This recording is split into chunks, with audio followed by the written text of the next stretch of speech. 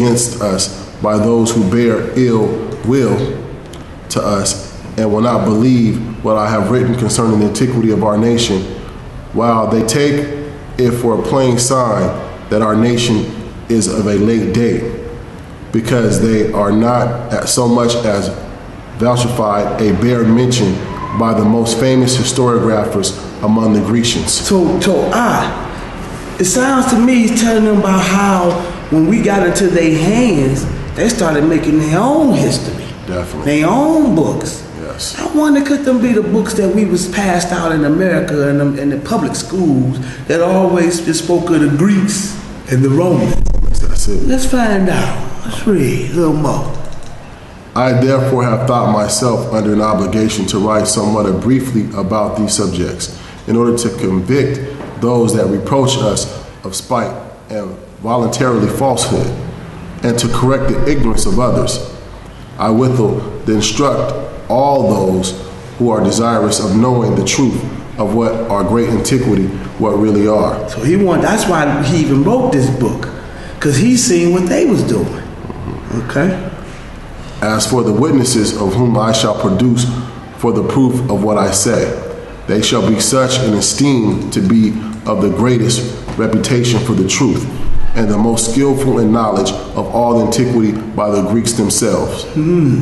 Okay, read. I will also show that those who have written so reproachfully and falsely about us are going to be convicted by what they have written themselves to the contrary. So when he say written, there had to be actual physical written documents. Definitely. Out there. Out there. Okay.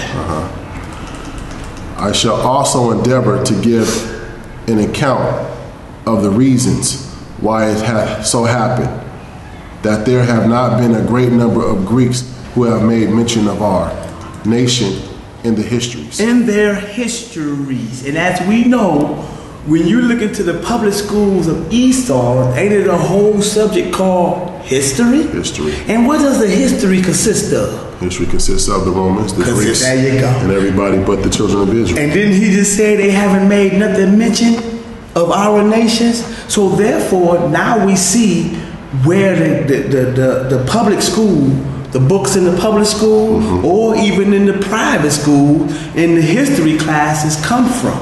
They was already pre-written about their nation. Read. We can close this one out.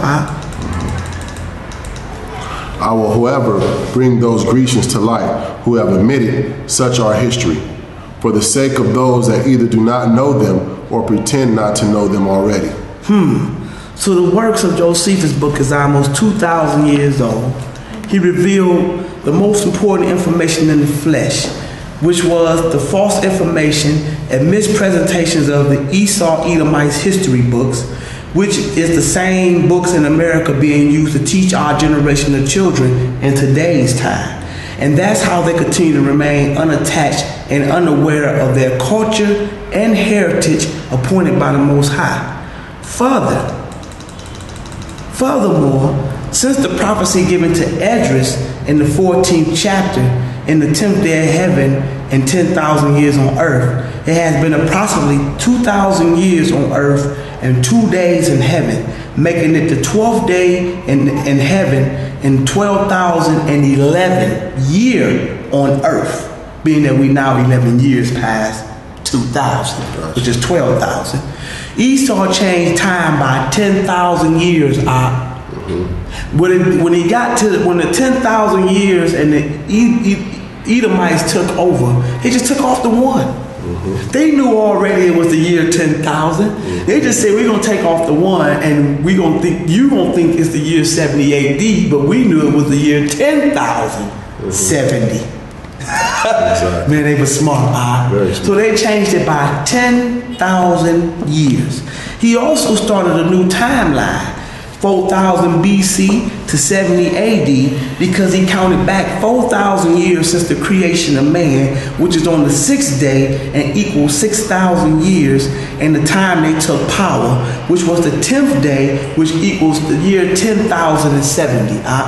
which explained the panic in the year 2000 because the elite knew it was the 12th day in heaven, but only the beginning because the past 11 years on earth is like 10 minutes in his time zone. Exactly. Based on this information, now this is my theory, conclude that the elites figured out that the heavens and the earth has two separate time zones, which we should know that by looking at the Sci-Fi Channel. Exactly. And things like Star Trek, Beam Me Up, Scotty, which explains the space travels. It explains the light year terminology because they was trying to get into the heavens time zone to confront the Most High since they picked up Nimrod's torch. You know what I'm saying? But with this technology, they'll be dead 900 years before they even got there because man only lives approximately 120 years.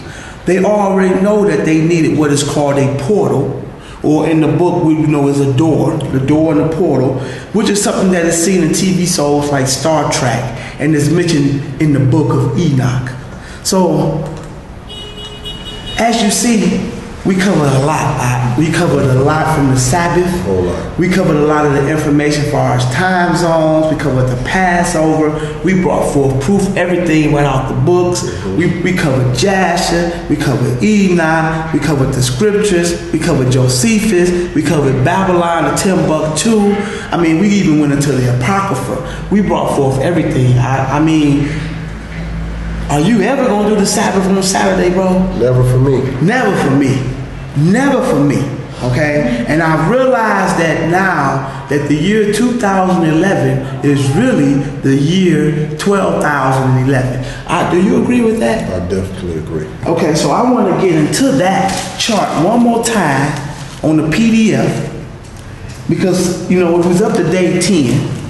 And we know that Ezra's, you know, the Most High told me it was a 10-part. And it was, you know, the earth was divided into 12 parts, and they was on the 10th part. So that only left 2 days. So that's where we at now. So therefore, if we're in the second day, then that's actual proof that Adam about to get back in the garden. And if Adam about to get back in the garden, that means the Most High about to come do some stuff to the earth. Yes, he sure is. So